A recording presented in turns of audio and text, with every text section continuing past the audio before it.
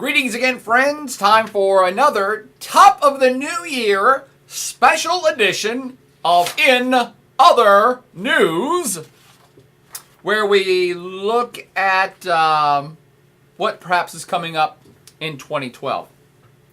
I forgot to bring in a real tree limb so that I could reinforce the fact that I'll be going out on a limb with all of these predictions, and I really don't like being a pundit, kind of a talking head on TV, people who just go spout their own opinion.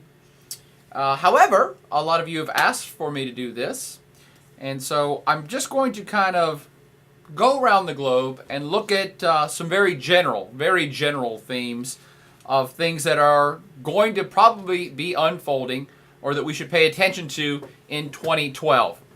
No specific predictions, because that's always folly, trying to predict in advance what major world events are going to happen.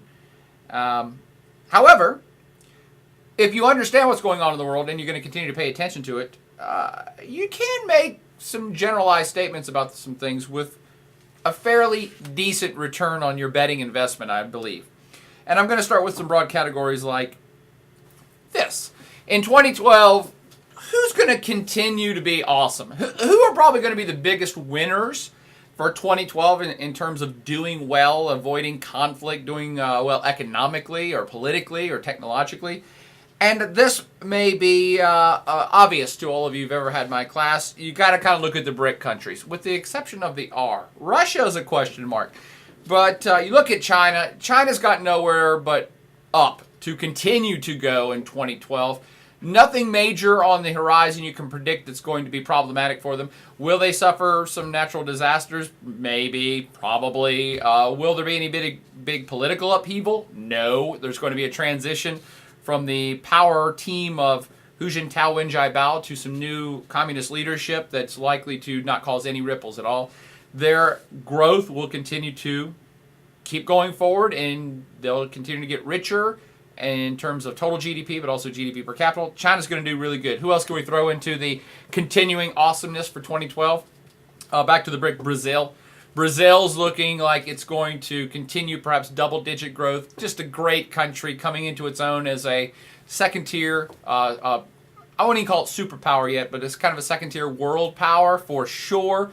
They, of course, are all ramped up and fired up because they have major events coming up. Not in 2012, I don't think, but they've got the World Cup coming up and the Olympics coming up. That place is just going to continue to hustle. India is kind of on track for that as well. Now, India has lots of other challenges with perhaps too many people, with overpopulation, with great wealth disparity, and a variety of other things. But, having said that, 2012 looks like another banner year for them to continue to progress economically, politically. I think they're doing okay, although they are kind of scandal-prone right this second with corruption.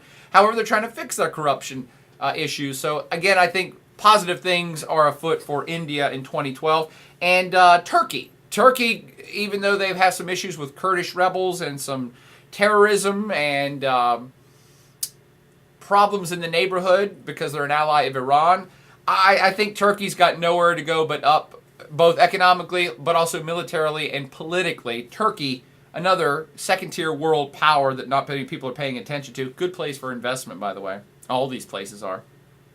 On top of that, some lesser entities of note, Australia and New Zealand, the dynamic duo down in the southern hemisphere. Those countries are solid. Everything they produce will be snapped up by the Asian markets. So, man, you could do worse than me hanging out in Australia or New Zealand in 2012 because their economies are continuing to roll. Not as fast, not growing as fast as the Asian economies or Brazil. But, I mean, they're already rich societies that are kind of realigning to the reality of the Asian powers taking over planet Earth, economically mostly. But, I mean, what better situation can you be in that anything your country produces, be it agricultural products or energy products or mineral products or, refrigerators or VCRs, you can sell it all to the rising powers in South Korea and China, Indonesia, and all these other places. So Australia, New Zealand, places already rich, probably going to get richer with no political repercussions or anything big happening in those countries either. And I'm going to pick on another kind of major region altogether. I think South America is going to have a good year as a whole, I've already said Brazil itself is a major power that's going to continue to plunge forward into success. But really, Argentina's looking good. Chile's looking really good. Even some of the other countries that aren't as rich as those are the kind of the big three richest ones in South America. With the exception of Venezuela, South America, the whole continent, all the countries of the continent are politically integrating a little bit more, economically integrating a little bit more, and maybe it's because Brazil's kind of becoming a world power status that everybody's feeding off of that energy in the hood. But I'm expecting big things out of South America. Again, they're not as rich as a China or a South Korea, but they've got a long way to go, and they're doing well. And again, all of the places that I've mentioned, with one exception, don't have a tremendous amount of conflict going on in them either. The exception's India. There's always problems between India and Pakistan. But all these aforementioned places are not involved in active wars, don't have any civil disrest in their country, or not much. So that's why I'm saying those are kind of candidates for continuing awesomeness into 2012.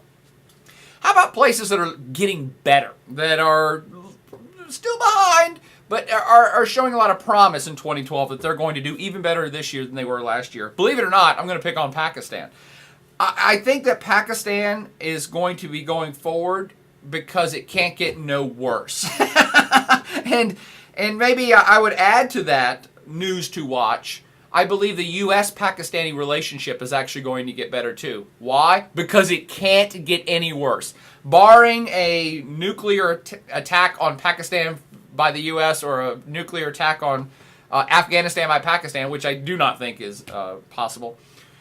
Barring those incredible circumstances, the relationship can't get any worse. Pakistan itself can't get any worse, and I'm talking economically, politically, corruption-wise. I mean, the place is just, terrorism-wise, the place has just been destroyed and been a mess for a decade. And I think that they're going to start pulling out of that in this year. And they've also been plagued by natural disaster after natural disaster, titanic, biblical, epic-level flooding and earthquakes and all this other stuff. I think it's time for Pakistan to have a good year. I'm going to predict that they're going to move forward a little bit, and the U.S.-Pakistan relationship is going to move forward and get more positive, because the reality is now starting to set in that the U.S. is going to be getting out of Afghanistan, that the U.S. has much more of a vested interest to not piss off Pakistan. I think there's a whole lot of things in play. The relationship's terrible, by the way. It's terrible! And Pakistan's in terrible shape. But what I'm saying is, I think it can't go any lower, and there's a whole lot of stuff in play right now which may end up helping both Pakistan and the U.S.-Pakistani relationship get better over the course of the next year. Other places that are getting better, Burma, our good friend Aung San Suu Kyi. Her political party has just been given the green light to run in the next elections in Burma. The place, to everyone's amazement, just in the last year, has started to open up to democratic processes. It seems like it's a big era of transition for Burma, a country that's been going backwards and gridlocked under political, military dictatorship for the last 4 decades, and things are seemingly changing fast. Now, that could change, but I'm going to make the prediction, Burma's going to get a lot better, and a lot of things are going to happen in Burma for the good in 2012. On that same kind of note of a place that's been backwards and perhaps is getting better, Cuba. Watch for Cuba to do some fun things this year. Raul Castro is very subtly, not as fast as things are happening in Burma, but subtly, Raul Castro, I don't know what they call him, El Comandante, President, Commander-in-Chief of Cuba, he has been very slowly but surely opening up the economy of Cuba, slowly but surely starting to release political prisoners in Cuba.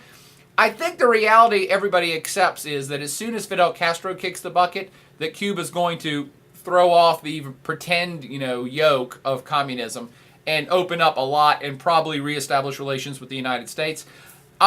Here we go. I'm going way out on the limb on this one. I'll use my arm. This is a limb. I'm going out on a limb. I think Castro's going to die this year, and that is why I'm predicting big things are going to change for Cuba for the better. Not that his death is going to make things better. I don't got anything against Fidel, but the country pretty much is in a hold pattern until he dies. No one wants to offend him and his communist sensibilities until he's dead, and I think that's happening. I think Raul knows that his brother's getting ready to kick the bucket, and that's why these changes are slowly starting to take effect in the background. By the way, a little historic side note. This is the exact, and I mean the exact same thing that happened in China. For those of you that are China followers or remember anything about my China lecture in class, Mao Zedong was the hero of the country of China, much the way that Fidel was in Cuba. And both of them were commies, Marxist lovers who wanted to convert their countries into utopia. And both of them failed at it. And China was in the exact same scenario where everybody knew the reality that they were going to have to open up to capitalism, open up to the world economy, do all these things to make their country better, but no one could do it until Mao died because no one wanted to hurt his feelings. That is exactly what's playing out in Cuba right now. But here's the kicker. As soon as Mao died in China, things started to slowly open up and they converted into more of a capitalist economy and they started to boom. It's at that point, 1976, when Mao died, that China started to grow into the superpower you know it as of today. That whole process that took China 30 years will probably take Cuba 3 years because it's a smaller country, it's right beside the United States, and the world moves a lot faster now. So watch, as soon as Fidel dies, watch for Cuba to just go to skyrocket into a lot better situation than it is.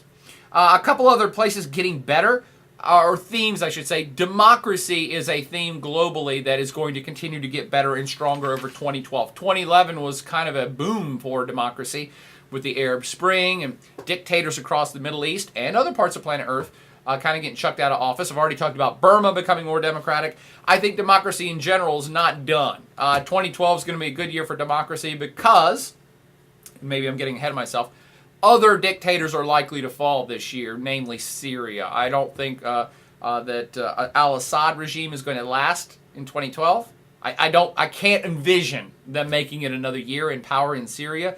I also can't envision Ali Saleh holding on to his dictatorship in Yemen for another year. They're not going to make it through 2012, and they're going to be replaced with something that's probably closer to a democratic system. So democracy in general, given Burma, their continued Arab Spring, and lots of other places that are making strides towards real democracy in Africa, throughout all Africa, not just Northern Africa, it's going to be a good year for democracy.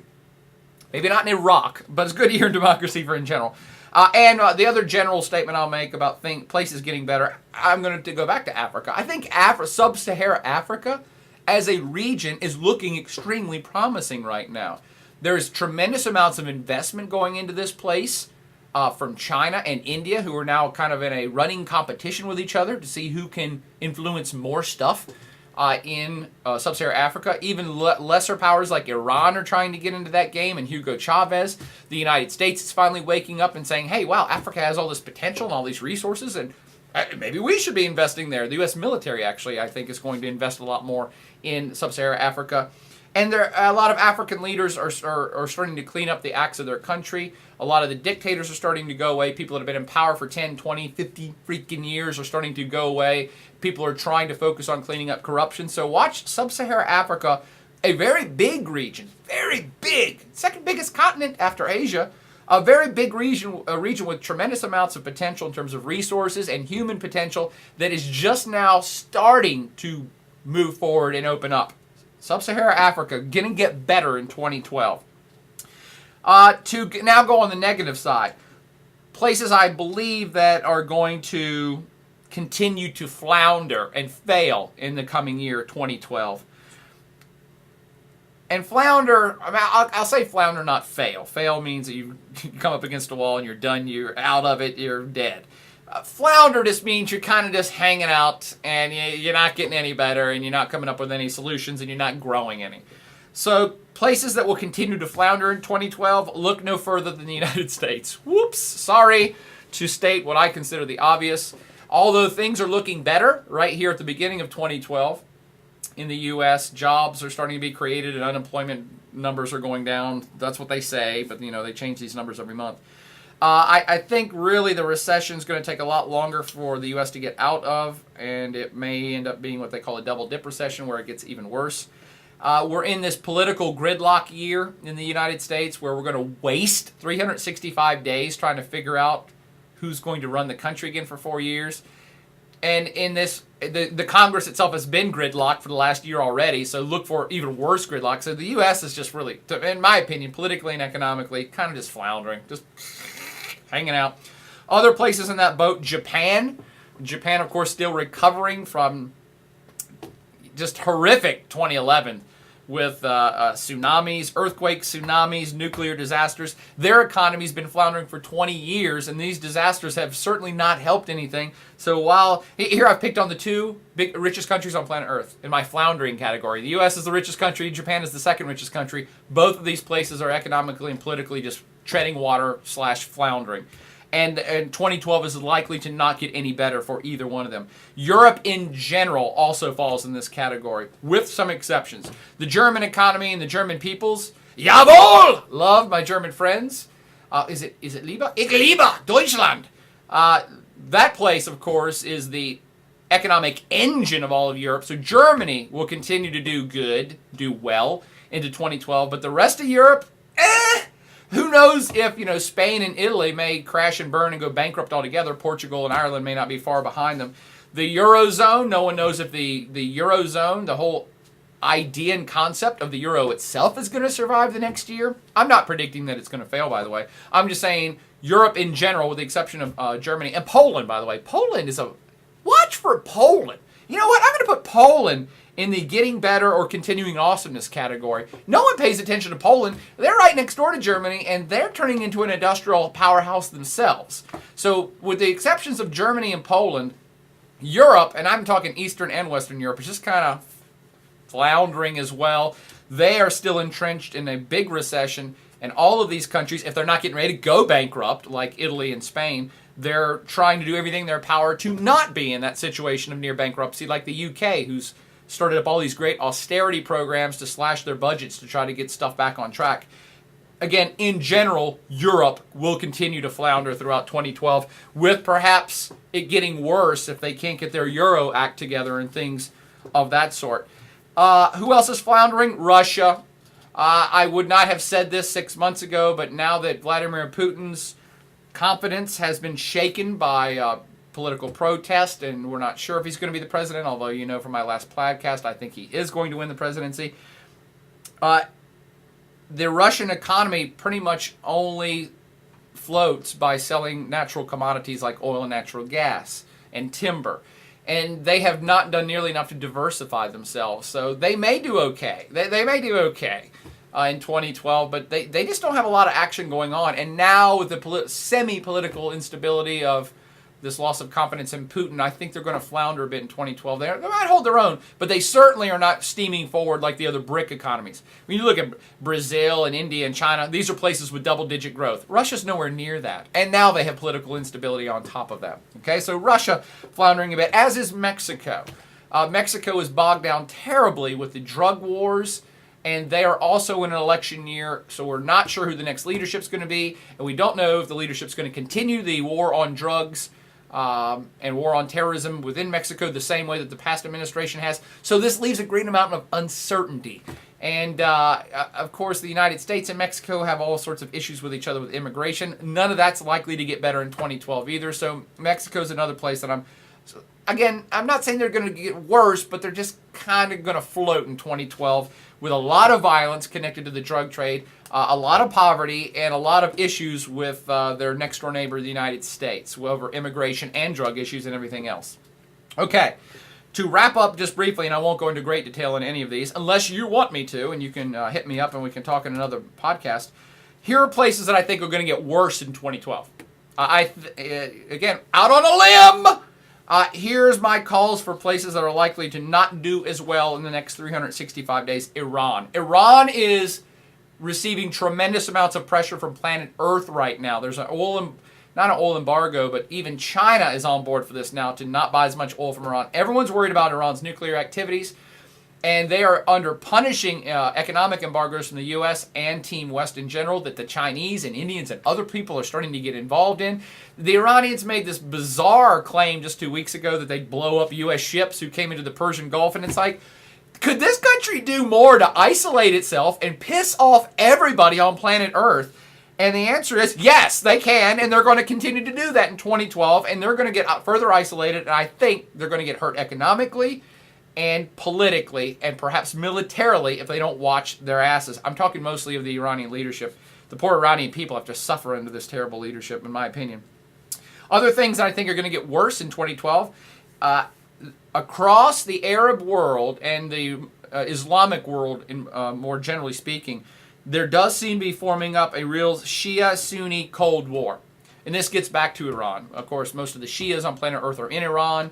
Most of the rest of the Arab world is Sunni Muslims, and everyone in the Sunni world, I should say the leadership, the government of the Sunni countries really hate Iran. So you've had this friction, the Sunni-Shia friction, that has manifested itself in multiple ways, not just through Arab countries hating Iran, but even in other parts of the Middle East and Sub-Saharan Africa and other places, you're starting to see, Iraq in particular, violence between Sunnis and Shias start to get hotter.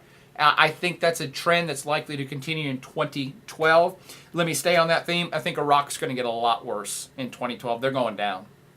Now that the U.S. is fully pulled out, I think it's merely a matter of time before it erupts into civil war, and that's a civil war that's based on the Sunni-Shia difference. And also there's Kurds in there, and so they're another entity that I believe there's too many forces that are just going to start pulling Iraq apart, and it's likely to devolve perhaps quickly. Once one really bad event happens in Iraq, I think it's going to be an avalanche of violence that follows. I hope I'm wrong. I hope I'm wrong on that one.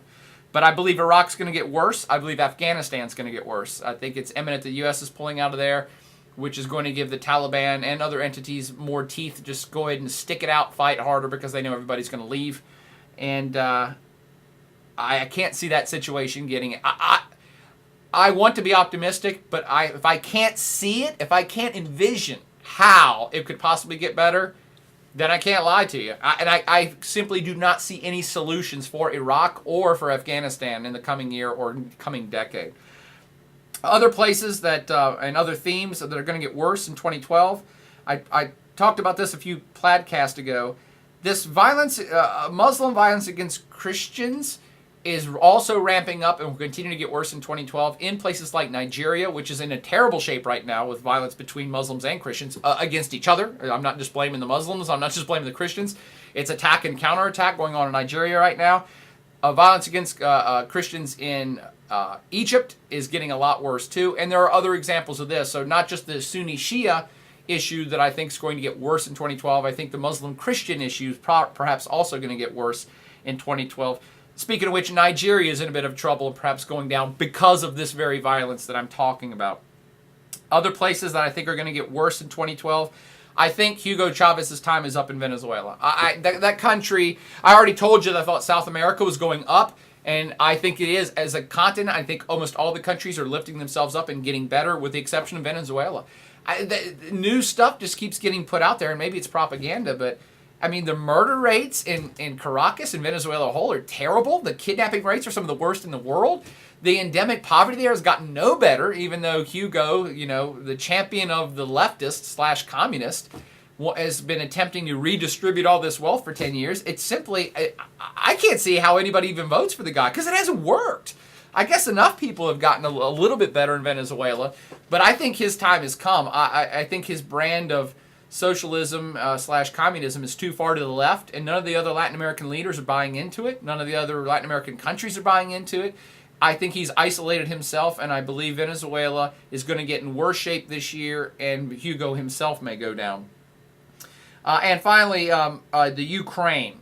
The Ukraine's in a bit of trouble. They just jailed their former prime minister, Yulia Tymoshenko, one of the hottest world leaders to ever hold office, and they have this guy in office now who's kind of an authoritarian. I'm not going to get into the great details of it right now, but he used to be prime minister. He actually was president for a day before everybody figured out that the election was rigged, because he's a pro-commie, pro-Russian authoritarian figure, and they threw his ass out in the Orange Revolution. Then he came back as the prime minister, and now he's kind of attacking and jailing everybody who opposed him. The Ukraine, a great country, great potential, I think, is probably not going to fare well in the next year. Their economy is sluggish, and with this authoritarian figure doing things that are pissing off Europe and the world in general, like jailing opposition figures, it's starting to look like this place is falling apart a little bit too.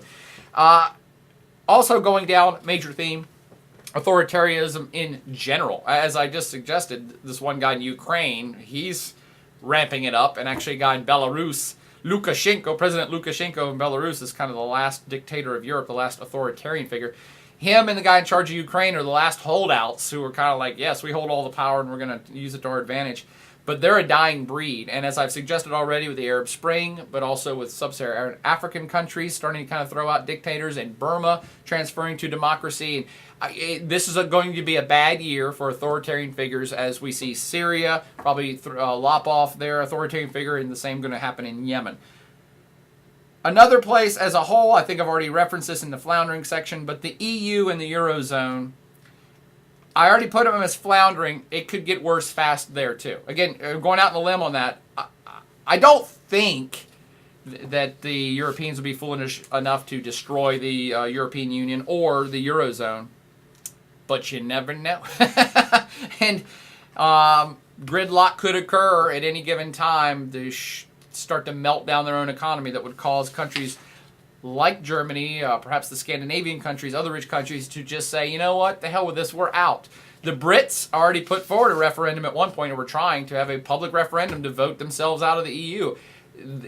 That could happen in 2012, and much like the violence I talked about in Iraq, once that spark gets lit in Europe, if, say, the UK were to hold a referendum to pull themselves out of the EU, watch for it to snowball, and other countries be like, well, if they're out, we're out. It's an all or nothing thing. Once somebody pulls the pin on that, the whole thing's going to collapse like a Jenga tower. Again, I don't think that's going to happen, but pay attention. It could. And I will finish up with places that are so screwed up or bizarre that I actually can't make any prediction about them, and anybody that does is a fool. And those would be specifically North Korea and Egypt. And not just Egypt, but the whole kind of supposed Islamic takeover of the new democracies across the Middle East. These are countries that, North Korea, I'll start with them. North Korea is unpredictable because they have this new leader that nobody knows squat about. And all of the leadership of North Korea is semi-insane, psychotic. No one knows about Kim Jong-un, who just took over. No one knows if he is crazy and wants to nuke South Korea. No one knows. Maybe he'll open up the borders and unify the Korean Peninsula. We just don't know. And if you hear any pundits try to tell you they do know, again, they're foolish. Don't listen to any of that stuff. No one knows. Totally unpredictable. Egypt in the same boat. Egypt and a lot of other these Arab countries that have thrown out their dictators and are now experimenting with democracy. Please keep this in mind as my final closing thought. They're new democracies. They're just trying it on. And yes, Islamic parties, religious political parties are winning the votes. And they're getting into office. And this is causing a whole bunch of panic in Western countries of, oh my God, they're going to become the Taliban. Egypt's going to become the Taliban. And it's like, it's new, dudes. Relax. It's unpredictable. We don't know what the Islamic political parties or any of these new democracies in the Middle East are going to do. They don't know what they're going to do. We have no idea how it's going to evolve in 2012 and beyond. So I say just take a deep breath and relax. The kind of bottom line I think about, because people ask me this all the time, well, boy, what do you think if the Islamic parties take over Egypt? It's going to be like, Taliban or Al-Qaeda. And it's like, please consider this to calm yourselves.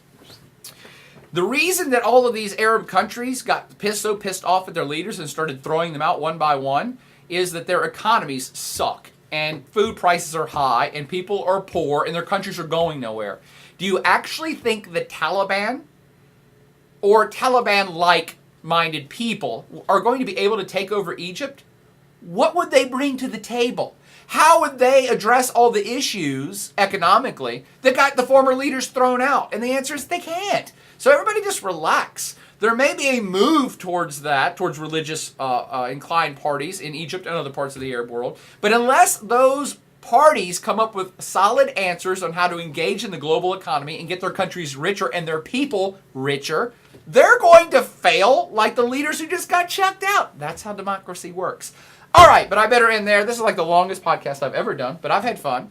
I'm sure hardly any of you made it through all this. That's okay. It's all cool. I just wanted to vent a little into the new year, talk about what's going to happen in 2012, at least general predictions.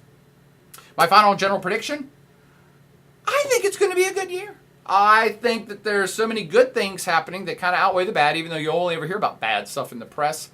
But I think a lot of conflicts are starting to be wound down. I think the Arab Spring is winding down in a good way. The United States is pulling out of Iraq and Afghanistan. Things, while there's still lots of violence and bad stuff happening on planet Earth, I think it's going to be a good year in general for the globe. And that is my look forward into 2012. Party on.